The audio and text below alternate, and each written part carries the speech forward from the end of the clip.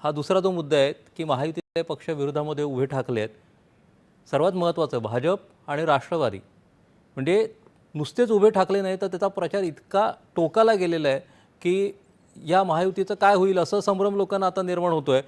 पण याचा परिणाम इथल्या निवडणुकीवरती कसा होताना दिसतोय तुम्हाला? कारण एकेकाळी अजित पवार यांचं वर्चस्व या महानगरपालिकेवरती होतं आणि गेल्या महानगरपालिकेमध्ये जवळपास पूर्णच्या पूर्ण सत्ता ही भाजपनं आपल्या ताब्यामध्ये घेतलेली आहे. निश्चितपणे पिंपरी चिंचवड हे अजित पवारांचा म्हणजे अगदी काय म्हणतात ते हार्ट ऑफ सिटी होती. अजित पवारांनी पिंपरी चिंचवडमध्ये प्रचंड काम केलं. खऱ्या अर्थाने स्मार्ट सिटी म्हणून घडवण्याचं काम केलं असेल तर ते अजित पवारांनी केलं होतं. पण 2017ला पंतप्रधान मोदींच्या लाडेत ही महापालिका अजित पवारांच्या हातून गेली आणि ज्या महापालिकेत भाजपचे अवघे 3 नगरसेवक होते तर ती संख्या एकदम एक हाती बहुमतात भाजपला तिथे एक हाती बहुमत मिळालं. यानंतर खऱ्या अर्थाने अजित पवारांना या ठिकाणी बॅकफूटवर गेले आणि गेल्या 5 वर्षाचा महापालिकेतला भाजपचा कार्यकाळ आणि त्याच्यानंतर पुढचे 4 वर्ष प्रशासक कालावधी, या कालावधीतला जर महापालिकेतला कारभार बघितला तर प्रचंड प्रमाणातला तिथं भ्रष्टाचाराचा कारभार तिथल्या पिंपरी चिंचवडकरांनी अनुभवला. जो काही विकास अजित पवारांच्या कालावधीत झाला होता तो विकास खरं तर पुढे नेण्याचं काम भाजपच्या नेतृत्वाने तिथल्या स्थानिक पदाधिकाऱ्यांनी करणं अपेक्षित होतं. तसं होताना काही तिथं दिसलेलं नाहीये.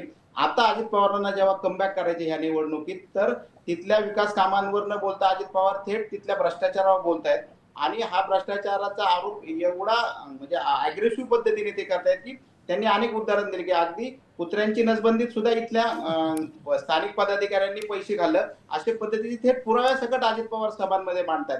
त्यांचं लक्ष खरं तर स्थानिक पातळीवर आहे पण त्याचे परिणाम मला वाटतं थेट राज्याच्या पातळीवर व्हावे लागले. कारण अजित पवारांनी ज्यावेळेस टीका केली तर त्याच्यानंतर भाजपचे जे प्रदेशाध्यक्ष आहेत ते रवींद्र चव्हाण यांनी त्याला प्रत्युत्तर दिलं की मी फडणवीस साहेबांना म्हटलं होतं की यांना आपल्याला बरोबर घेताना विचार केला पाहिजे. म्हणजे त्यांनी राज्यातल्या सत्तेचं उदाहरण दिलं. त्याच्यानंतर बावनकुळे ज्येष्ठ नेते आहेत त्यांनी पण सांगितलं की अजून सिंचन घोटाळ्याचा तपास पूर्ण झालेला नाहीये, ते प्रकरण पण न्यायप्रविष्ट आहे.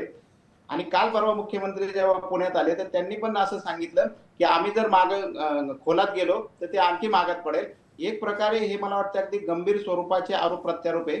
पहिल्या टप्प्यात असं वाटत होतं की हे तुटुपुटूची लढाई आहे, विरोधकांना याच्यातून पेस द्यायची नाही, आपल्या आपल्यातच ही लढाई न्यायची. पण आता हे केवळ मतभेद नाही तर मनभेद सुद्धा झाले अशा पद्धतीची जी वाटचाल सुरू आहे याचे परिणाम मला वाटतं राज्याच्या आगामी राजकारणात निश्चितपणे होऊ शकतात.